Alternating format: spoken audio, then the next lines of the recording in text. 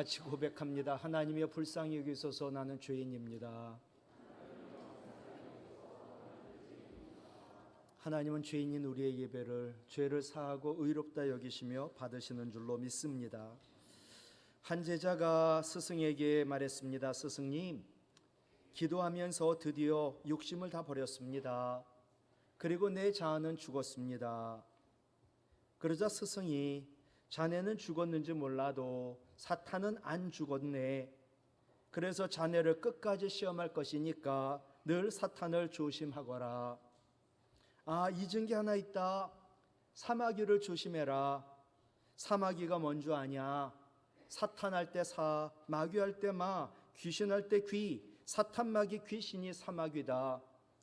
사마귀들은 연합하여 팀 스프릿 작전, 합동 작전을 펼쳐 너를 공격할 거다. 그러니 홀라 잘난 체 하지 말고 꼭 신앙의 공동체를 떠나지 말아라. 사탄, 마귀, 귀신들은 연합하여 우리를 공격하는데 우리는 자꾸 홀로 신앙생활을 하려고 합니다. 사자는 무리에서 나와 혼자 떨어져 있는 것부터 먹어 치운다라고 말합니다. 신앙 공동체의 소중함은 이보다 더 절절한 줄 믿습니다. 히브리서 10장 25절 새번역이에요. 어떤 사람들의 습관처럼 우리는 모이기를 그만하지 말고 서로 격려하여 그날이 가까워 오는 것을 볼수록 갇힐지요. 더욱 힘써 모입시다. 아멘. T.C. 해리슨 워렌이라는 성공의 목사님 이런 말씀하셨어요. 가난의 문제는 단순히 돈이 없는 것이 아니다. 공동체가 없는 것이다. 가족이나 친구와의 깊은 연대가 없는 것이다. 의지할 사람이 없는 것이다. 넘어졌을 때 잡아줄 사람이 없는 것이다. 참으로 공감이 됩니다. 얼마 전 조유나라는 아이의 가족이 다 동반 자살한 사건이 얼마나 마음이 아픈지. 그들의 가난의 문제였을까요? 공동체가 없지요. 화장을 했는데 아무도 없지요. 의지할 사람이 없고 나 죽겠다고, 나 죽을 것 같다고, 나 좀 살려달라고 그렇게 얘기할 이웃이 없는 거예요. 여러분, 교회가 뭘까요? 첫째로 교회란 다른 지체들이 모여 성령으로 한 몸을 이루는 신앙 공동체가 교회입니다. 오늘 사도 바울은 교회의 통일성, 일치성과 다양성을 몸과 지체로 비유하였습니다. 12절 말씀 보면 몸은 하나인데 많은 지체가 있고 몸의 지체가 많으나 한 몸인과 같이 그리스도도 그러하니라.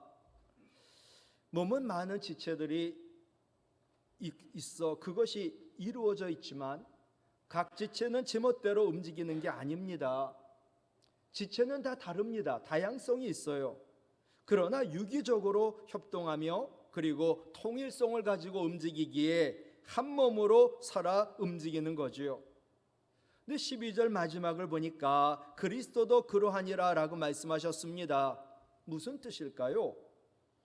13절 이하에서 말씀하는 내용이 교회에 관한 말씀이므로 그리스도는 그리스도의 몸을 의미하는 것이 분명합니다. 이어지는 13절, 12절 비유에 대한 설명이에요. 우리가 유대인이나 헬라인이나 종이나 자유자나 다 한 성령으로 세례를 받아 한 몸이 되었고 또 한 성령을 마시게 하셨느니라. 13절에서 성령으로 세례를 받았다, 성령을 마셨다라는 것은 성령을 받았다라는 뜻입니다.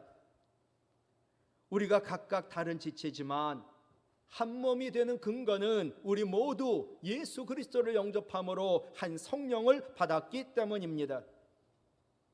우리는 다른 지체입니다. 그러나 성령을 받아 한 몸을 이룬 것이 바로 우리 교회입니다. 14절로 27절에는 몸과 지체의 관계를 설명해요. 모든 지체가 다 같다면 몸이 어떻게 제 기능을 발휘할 수 있냐? 없다. 하나님의 필요에 따라 우리 교회도 각각 지체를 다르게 두셨는데, 그래서 그 몸을 이루게 하셨는데, 각 지체가 다른 지체에 대해서 너는 쓸데없어 라고 말할 수 없다. 21절 보시면 눈이 손도로 내가 너를 쓸데가 없다 하거나 또한 머리가 발도로 내가 너를 쓸데가 없다 하지 못하리라. 너를 쓸데가 없어 라고 하는 헬라어의 뜻은 너를 필요로 하지 않아 라는 뜻입니다. 김집사, 너는 우리 교회 필요하지 않아. 너 시끄럽고 떠들고 늘 예배 방해하는데 너 우리 교회에 필요하지 않아. 그렇게 말할 수 없다는 거예요. 이 말씀은 교회에 그대로 적용이 되지요. 각 지체는 다른 지체에게 너는 교회 필요 없어 라고 말할 수 없습니다. 그건 엄청난 큰 죄지요. 교회는 예수님을 머리로 한 다른 지체들이 모여 성령으로 한 몸을 이룬 한 신앙 공동체이기 때문입니다.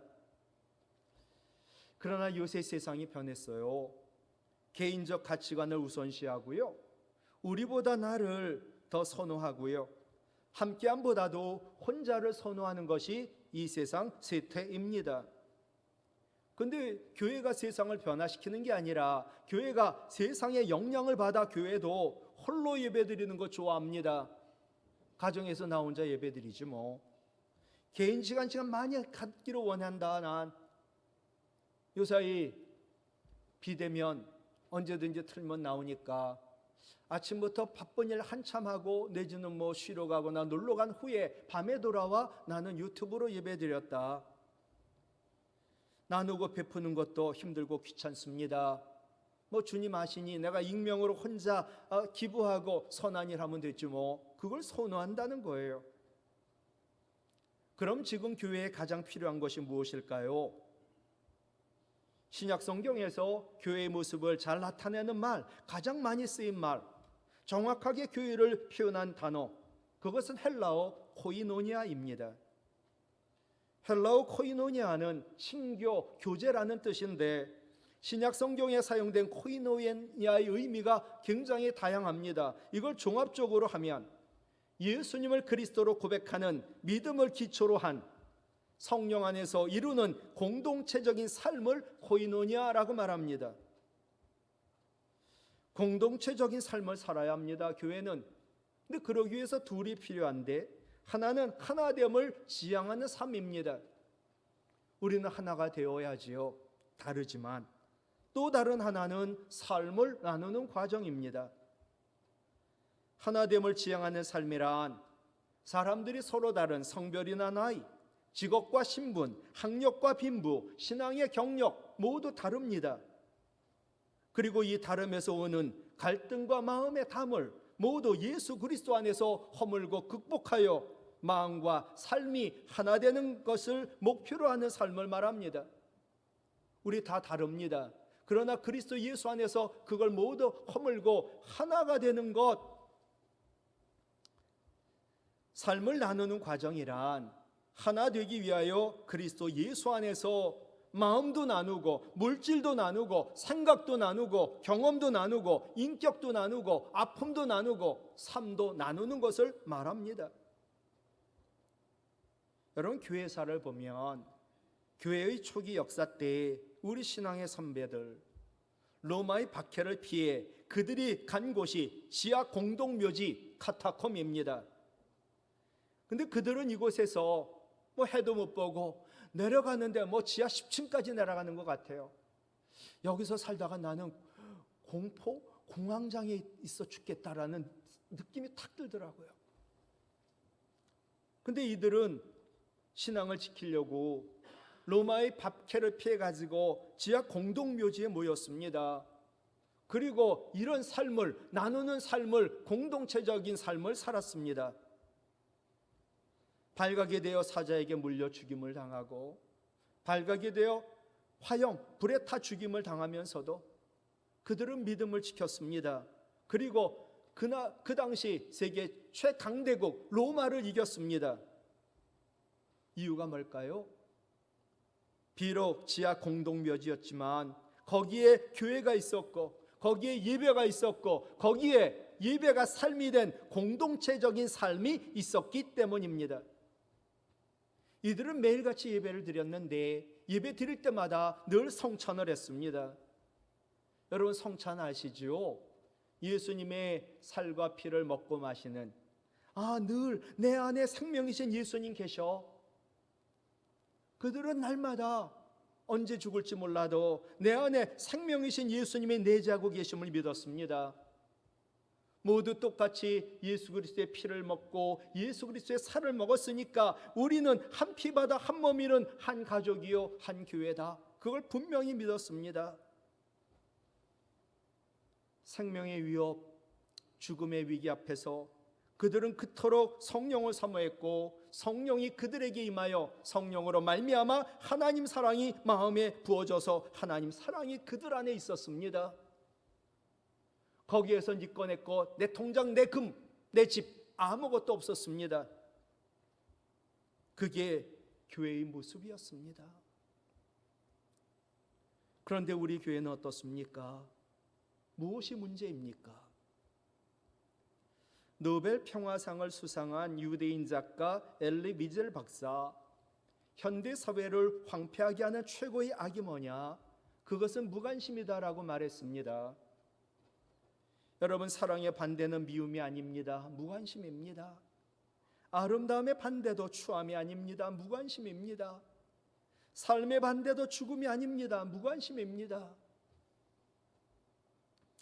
저는 우리 교회, 한국교회 문제가 무관심이라고 생각합니다.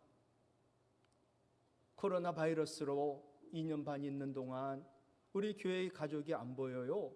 도대체 여러분은 관심이 있어 연락을 해보거나 만난 적이 있으신가요? 그 몫은 다 교회 교육자들이 할 몫인가요? 그건 구역장이나 할 일인가요? 우리 모두 다시 성령으로 말미암아 하나님 사랑이 마음에 부어지길 원해요. 그래서 그 사랑으로 교회에 관심을 갖고, 교회는 바로 우리예요. 우리 가족의 관심을 갖고 돌보시기 바라요. 그래서 한 몸인 교회로 회복되길 간절히 바랍니다. 두 번째, 교회는 함께 고통을 받고 함께 즐거워하는 사랑의 공동체가 교회입니다. 교회는 몸인데 몸에는 생명이 있어 자라고 성숙해집니다.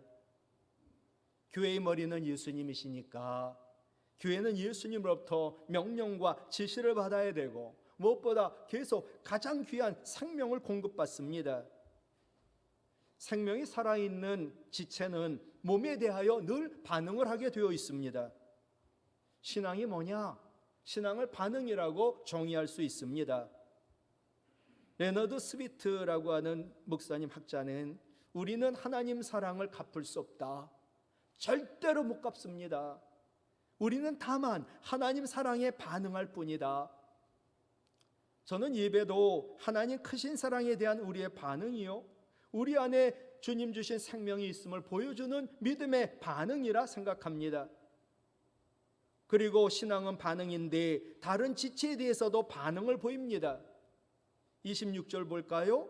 만일 한 지체가 고통을 받으면 모든 지체가 함께 고통을 받고 한 지체가 영광을 얻으면 모든 지체가 함께 즐거워하느니라. 함께 고통받고 함께 즐거워하는 거, 그게 몸이요 하나인 거지요. 여러분, 몸의 가장 중요한 특징은 상호 의존성입니다. 손이 아프면 발도 아픕니다. 아픔을 함께 느끼고 함께 아파하고 반응하는 것, 그것이 교회이지요. 교회가 함께 고통을 받고 함께 즐거워해요. 여기까지 하고선 설교를 더 이상 진행을 못했어요. 함께 고통받고 함께 즐거워하려면 뭐가 필요하지?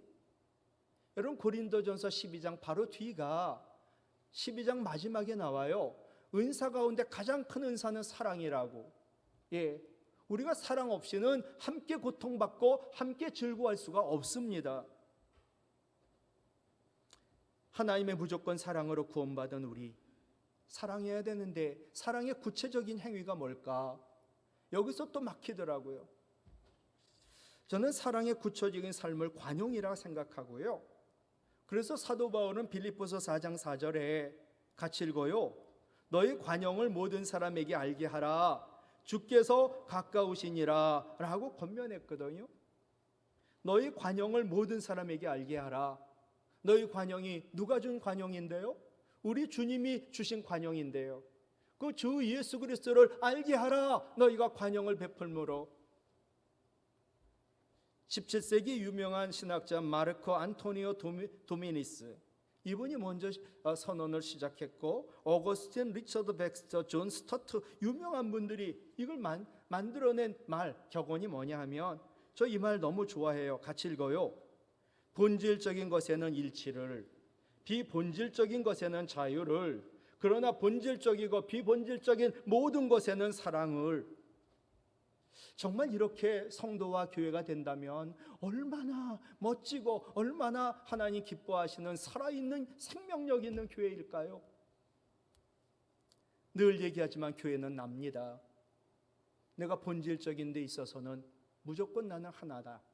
그러나 비본질적인 것에 대해서는 나를 강요하지 않는다. 누가 다를지라도 그것을 나는 수용한다. 자유하다. 그러나 모든 것, 내가 그것을 일치하든 그 다른 것을 인정하든 그 기본은 사랑이다. 여러분, 삼위일체 하나님, 예수님의 성령에 의한 동정녀 탄생, 예수님의 죽으심과 부활, 우리의 죄가 완전히 사함받는 이 복음의 진리에 대해서는 한치도 물러설 수 없고, 또 우리는 하나 되어야 합니다. 그러나 이런 근본적인 문제가 아닌 나머지 것들, 뭐 언제 모일까요? 당회를 언제 할까요? 재직회는 언제 할까요? 성교회는 언제 모일까요? 근데 서로 의견이 달라요. 근데 이거 가지고 서로들 다투면 본질이 아닌데, 이런 근본적인 문제가 아닌 사항들에 대해서는 넓은 마음 가지고 관용을 해야 그게 교회예요. 진짜 얘기인지 모르겠는데요, 사람들이 지하철에서 싸웠어요. 야, 여기가 교회인 줄 아냐? 교회 가서 싸워라. 그러니까 교인들이 사랑 얘기하지만 밴댕이 소가지를 가져가갖고, 제가 그래요. 그래가지고 이 다른 것에 대하여 수용할 수 있어야 되는데 그걸 목숨 걸고 싸운단 말이에요. 복음을 위해서는 그렇게 해야죠. 넓은 마음 가지고 관용해야 그게 교회요 성도라는 거지요. 주님은 말세가 가까워져 더욱 험해지는 이 세상에서 모든 사람에게 관용을 알게 하라. 관용의 주님을 알게 하라. 관용에 대한 이 단어, 이해하기 위하여 관용과 관련된 유사 단어들이 있는데, 그것을 살펴보면 관용이 뭐냐? 이해다, 용납이다, 포용이다, 용서다.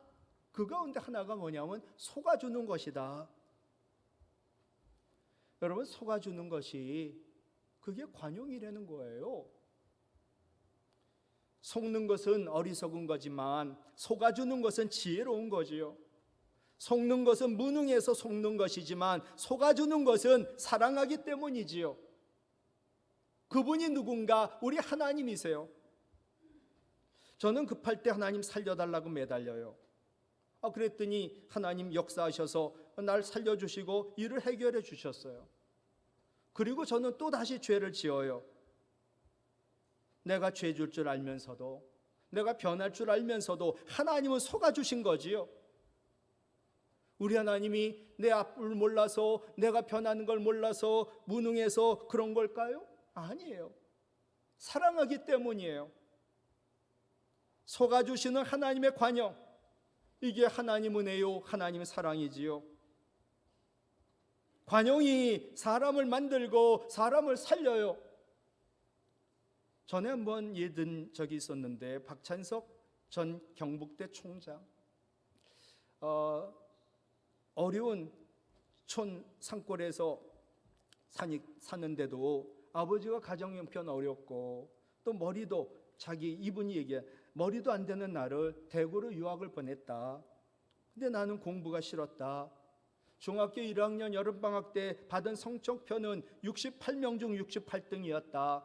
아시죠? 68/68. 야, 얼마나 간이 큰지 68/68을 1로 고친 거예요. 와, 아니 뭐 한 10등 정도로 고치든가. 그리고 아버지한테 보여줬어요.